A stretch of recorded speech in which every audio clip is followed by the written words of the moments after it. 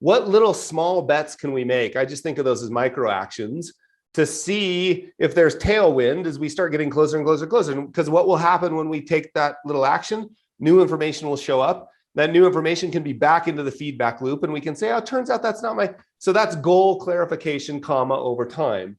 So that should come as no surprise. Like, and I just think it's unfortunate because it's like one of the variables in our plan and we just want to nail it down.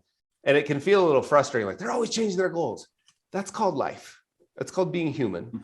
And I think if we start blending that into our process, we can start giving people permission to be human. That's pretty cool. So there's that. But now let's talk about, because I have a phrase that has been like life-saving for me around, maybe we can go back to the guy wants to buy a new car, but said that he really wanted to coach his daughter's soccer team. And you could use this any, like you're spending more, you say, well, like, because we have to realize that maybe I should make some assumptions that maybe the goal to coach the daughter's soccer team is no longer a goal. I don't know. Like it's maybe been a couple of months. It may even have been a year since we last checked in on that. And I got to keep my values off their plan. So I can't imagine that the car is more important than coaching the daughter's team. Like I can't imagine that as possible, yeah.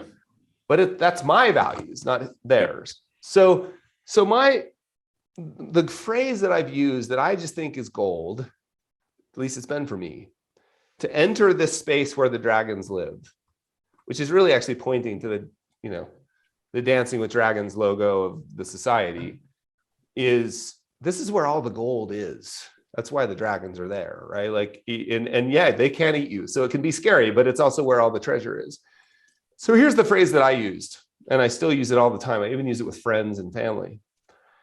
So let's pretend this guy's name is John. I would just say, hey, John, you may fire me for the conversation we're about to have, but you should definitely fire me if we don't. Like if we don't have it. Right. And that phrase seems to be giving me the implied permission to enter this space. Like I'm doing, like together we're going here. I'm doing this because I think it's my job. Assuming no one's ever stopped you there. If only for the sheer curiosity at this point. Like now I just wanted to know what he's about to do.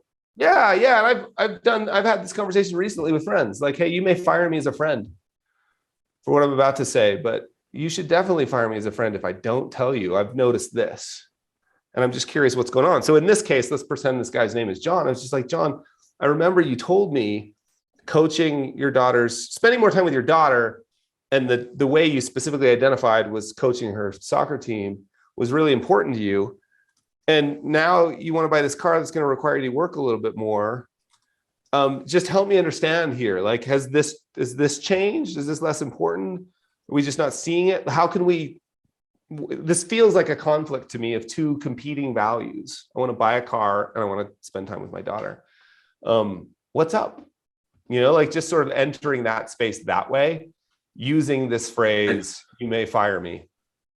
And so that's how you'd frame it, is just, look, I see you saying this. I see you doing that. Help me understand what's up. Yeah. Has something changed? And I think it's really important to frame, like, you told me this, or even when we talked last, this was something you mentioned. So, I mean, in all these cases, like, there's a delicate dance between a punch in the face and an empathetic hug. And the punch, sometimes people need a punch, and I'm talking metaphorically, I think. Sometimes people need a punch. I know, it's just a joke. Sometimes people need you'll know, like you should know the clients that can use the direct punch. I mean, I told our financial planner that you've got to be part drill sergeant. Like, if you don't call out my inauthentic behavior, I am going to fire you.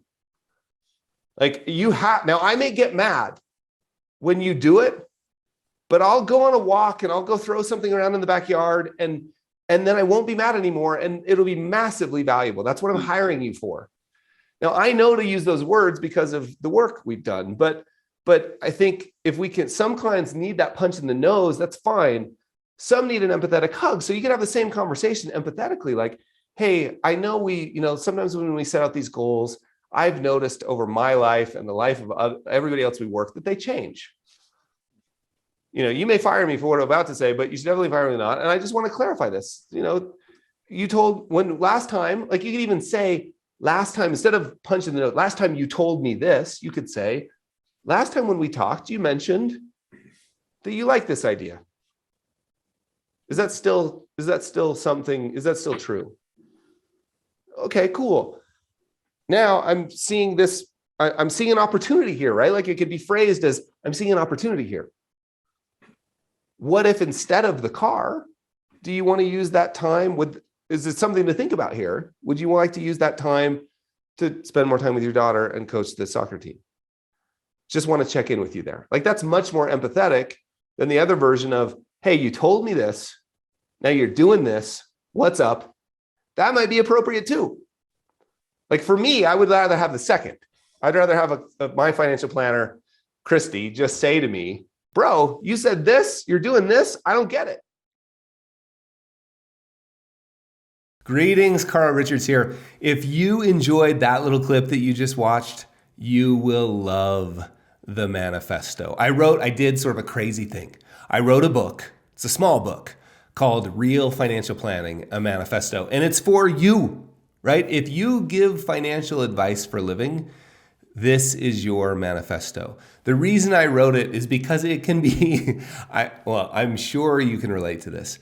It can be so hard to remember. Sometimes it's easy just to get beat up about the value you provide as a financial advisor because the financial pornography network and the financial media circus are always talking. And your father-in-law still asks you, what did the market do today? Nobody really understands what you do, right? But I do, and I know you do, and I know your clients do, and I know, I'm pointing out the window, the people out there need you. More people need to know what you do. And the manifesto, the goal of the manifesto is to remind you. Because I know that if you feel confident and excited about your value, you'll be out playing in traffic. If you don't, you'll find places to hide, like another designation or something. Do you know what I'm talking about? So that's what the manifesto is for. So find the link, because I'd love to give you a free digital copy of the manifesto. You'll get the entire thing in this beautiful PDF. You'll get access to the audiobook of me reading it. What could be better? And we also did some bonus content in the form of videos for you as well. So find the link. I'd love for you to have it, and I think you'll love it. Cheers, my friends.